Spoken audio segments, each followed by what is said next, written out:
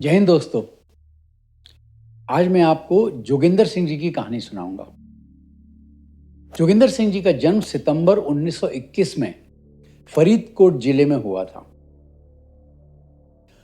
परिवार की स्थिति सामान्य थी, तो अधिक पढ़ाई नहीं कर पाए, लेकिन इच्छा थी उनकी कि मैं फौज में जाऊंगा। अल्टीमेटली 15 वर्ष की उम्र में 1936 में ये फौज में चले गए। ब्रिटिश इंडियन आर्मी में इनकी भर्ती हो गई। वहाँ पे इन्होंने जहाँ जहाँ इनको भेजा गया, बर्मा की लड़ाई लड़ी और भी जहाँ जहाँ लड़ाई लड़ी। भारत की आज़ादी के बाद 1948 में इन्होंने कश्मीर की लड़ाई भी लड़ी। परंतु इनको जो परमवीर चक्र मिला, ये लड़ाई थी 1962 की चीन के साथ। आपको याद होगा, चीन ने हमला किया था एक तो लद्दाख की तरफ और दूसरा पूर्वोत्तर भारत में अरुणाचल पे हमला किया था। अरुणाचल का एक जगह था थगला रिज। इस पर चीन ने कब्जा कर लिया था। यह अरुणाचल का एरिया है, चीन ने कब्जा कर लिया था। वहां से अब उनकी इच्छा थी कि ये तवांग पर कब्जा करे। तवांग करीब करीब आप मान लो 26 किलोमीटर दूर था। भारतीय सेना को आदेश मिला कि इनको थगला से ही बाहर कर देना आवश्यक है। तो सिख बटालियन को इसका चार्ज मिला कि हमको तवांग इनको नहीं पहुंचने देना है और वहीं से इनको भगा देना है। इसी सिख बटालियन में थे सूबेदार जोगिंदर सिंह जी। जोगिंदर सिंह जी का तब तक प्रमोशन हो चुका था, सूबेदार बन चुके थे।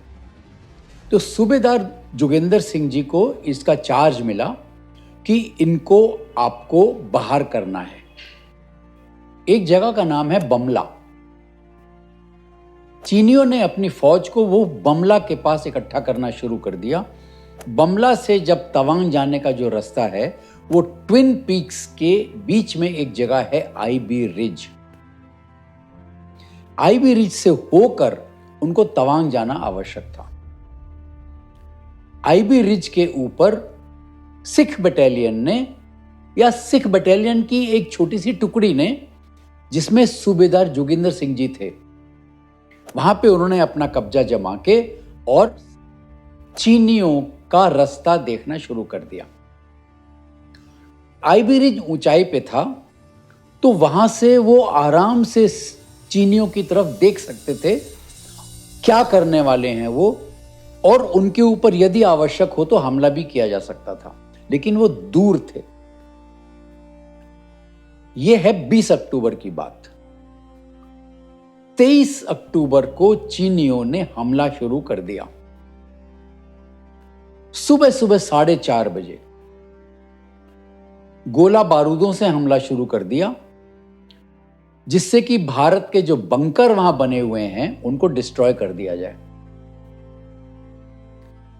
उसके बाद उन्होंने 6 बजे आगे बढ़ना शुरू कर दिया, और उस समय सूबेदार जोगिंदर सिंह जी की जो टुकड़ी थी, उन्होंने फायरिंग शुरू किया चीनियों के ऊपर।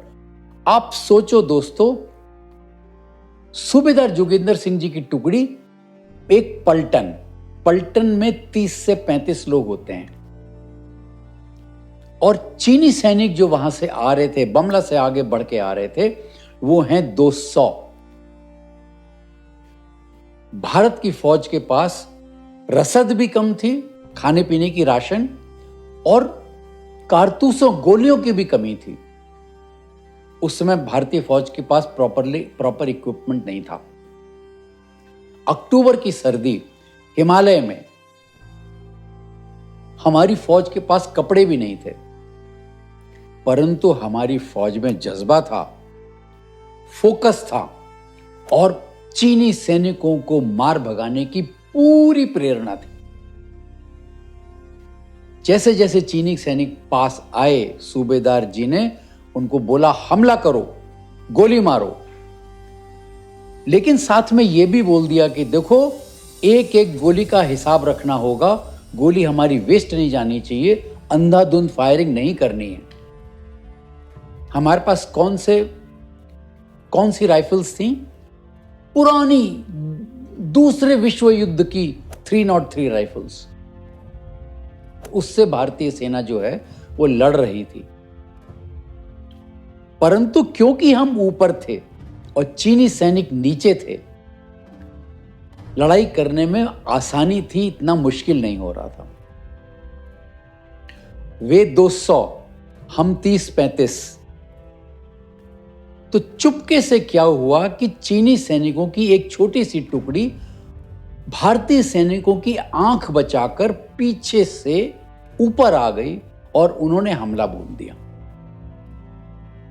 उस हमले के अंदर भारतीय फौज के कई सैनिक घायल हो गए। गोलीबारी हुई, सूबेदार जोगिंदर सिंह की जांग पे गोली लगी।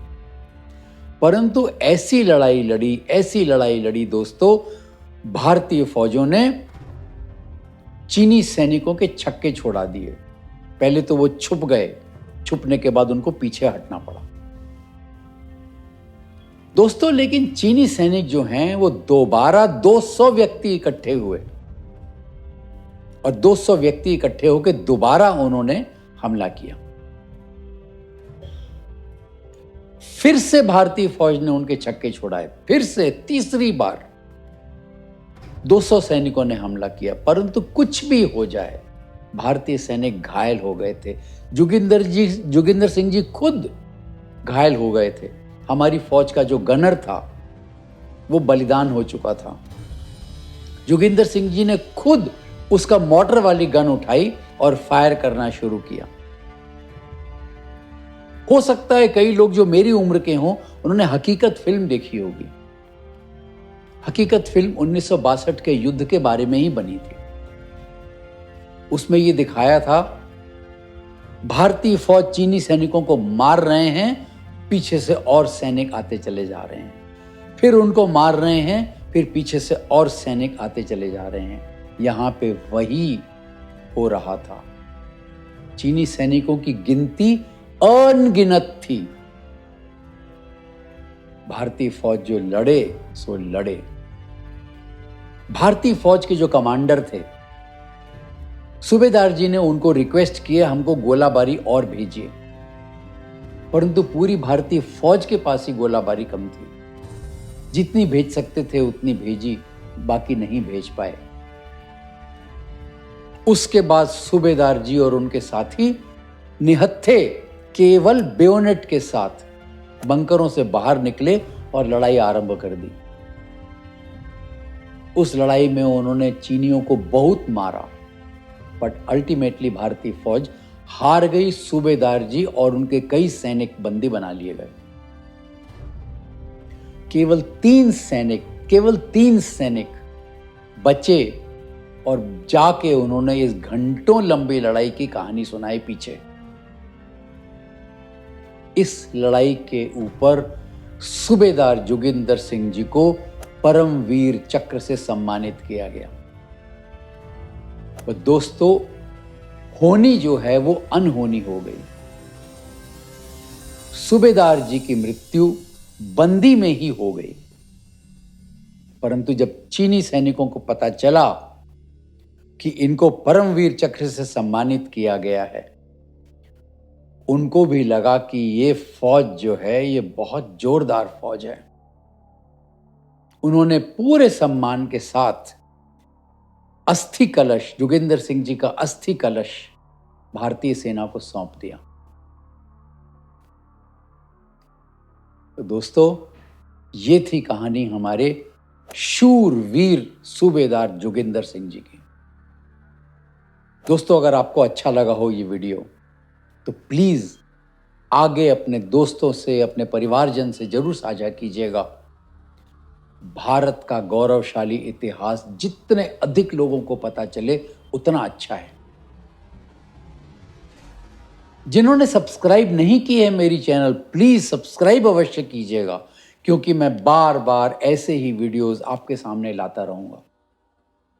तो दोस्तों, अगले वीडियो तक आप सबको जय हिंद।